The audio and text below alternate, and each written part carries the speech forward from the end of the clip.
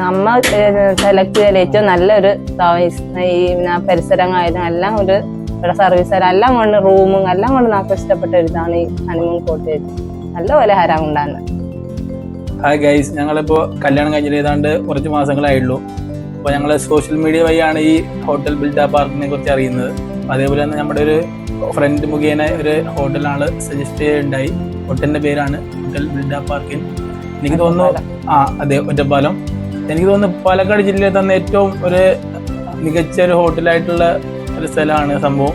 Service അതേപോലെ hospitality, ഫുഡും കാര്യങ്ങളൊക്കെ നല്ല ഏറ്റവും മികച്ചൊരു ഹോട്ടലാണ്. അതേപോലെ തന്നെ ഇവിടുത്തെ കേരളത്തിലെയും അതേപോലെ പുറത്തിലെയും ആക്ടേഴ്സൊക്കെ വന്നാൽ ഇവിടെയാണ് താമസിക്കുന്നത്.